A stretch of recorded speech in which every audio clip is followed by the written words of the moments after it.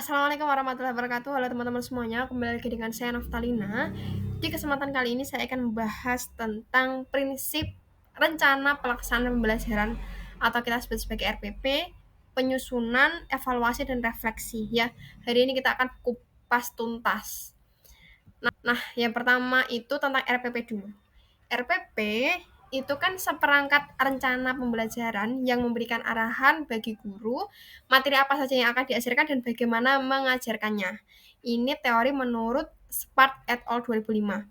Nah, RPP itu memuat apa aja? Jadi memuat materi pelajaran yang harus dikuasai dan bagaimana pembelajaran untuk mencapai materi tersebut akan dirancang, kemudian dikelola, ataupun dievaluasi keberhasilannya. Nah, teman-teman pernah dengar ini modul ajar? Kalau di kurikulum Merdeka itu kan tidak asing ya dengan kata-kata ini modul ajar. Jadi atau kita sebut sebagai RPP plus itu isinya ada RPP, kemudian bahan ajar, LKPD ataupun instrumen penilaian. Jadi lengkap. Ini namanya jadi satu adalah modul ajar atau kita sebut sebagai RPP plus. Nah, propertis utama dalam penyusunan perencanaan pembelajaran itu ada dua, yaitu ada coherence, kemudian dan variety.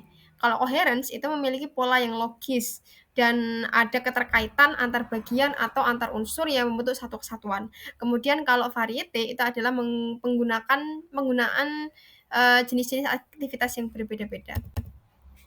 Nah, prinsip penyusunan dari RPP Plus atau modul ajar ini yaitu yang pertama perbedaan individual peserta didik antara lain kemampuan awal atau kita sebut sebagai diagnostik ya, kemudian tingkat intelektual, bakat, potensi minat, motivasi belajar, kemampuan sosial, emosional, gaya belajar, kebutuhan khusus, latar belakang budaya siswa, norma, nilai, dan lingkungan peserta didik.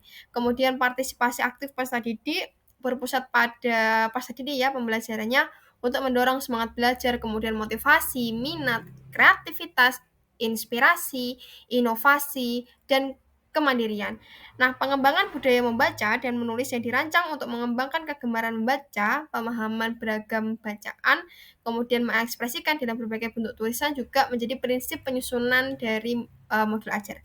Kemudian pemberian umpan balik ya jangan lupa ataupun refleksi ini juga penting dilakukan.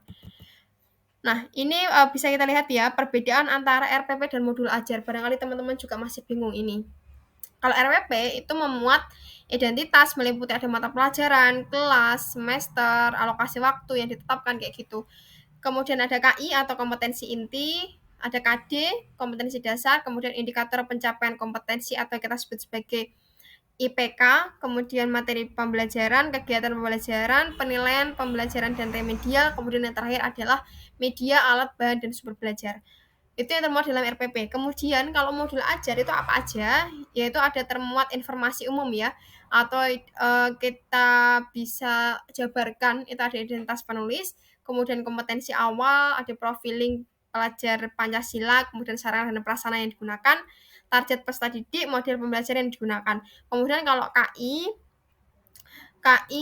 itu tujuan pembelajaran, asesmen, pemahaman bermakna, pertanyaan pemantik, kegiatan pembelajaran, refleksi pembelajaran bagi guru atau bagi siswa. Kemudian lampirannya itu banyak, ada lembar kerja peserta didik atau kita sebut sebagai LKPD, kemudian ada remedial, pengayaan, glosarium, kemudian ada penilaian sikap dan lain-lain ya. Ada rubrik, kemudian yang terakhir itu ada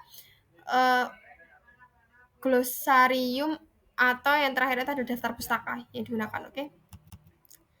Nah, untuk prosedur penyusunan modul ajar, di sini teman-teman bisa lihat yang pertama adalah analisis kondisi dan kebutuhan peserta didik terlebih dahulu yang bisa kita sebut sebagai tes diagnostik ya atau profiling peserta didik juga bisa. Itu langkah pertama. Kemudian yang kedua adalah identifikasi dan tentukan dimensi profil pelajar Pancasila. Jadi kan teman-teman bisa nyari ya coba ya nanti ya dimensi profil pelajar Pancasila apa aja. Nanti teman-teman bisa sesuaikan. Jadi tidak harus lima-limanya itu tetapi ambil beberapa aja boleh. Kemudian tentukan alur tujuan pembelajaran atau ATP ya yang akan dikembangkan menjadi modul ajar. Kemudian susun modul ajar berdasarkan komponen yang tersedia, kemudian pelaksanaan pembelajaran dan evaluasi ataupun tidak lanjut. Oke. Nah, catatan penyusunan perencanaan pembelajaran atau catatan untuk membuat ini ya, rancangan pembelajaran atau semacam RPP plus ya. itu mempertimbangkan karakter dan kebutuhan belajar siswa itu penting yang pertama ya. Kemudian menyajikan pembelajaran yang menarik, inovatif dan kreatif. Pembelajaran juga bisa diintegrasikan dengan pendekatan, kemudian strategi, model ataupun metode pembelajaran, profil pelajar Pancasila, kemudian bisa dikaitkan dengan TPACK ya. Teknologi, pedagogik, content knowledge ya gitu, acknowledge content knowledge ya. Kemudian keterampilan ABA 21, kemudian proses pembelajaran bermakna, contextual learning, kemudian mengedepankan proses atau pengalaman belajar, kesesuaian antara kegiatan pembelajaran dengan metode yang dipilih ya.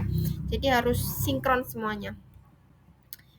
Sudah seperti itu terkait dengan prinsip rencana pelaksanaan pembelajaran, kemudian penyusunan, evaluasi, dan refleksi ya yang bisa saya sharingkan ke kalian atau teman-teman semuanya.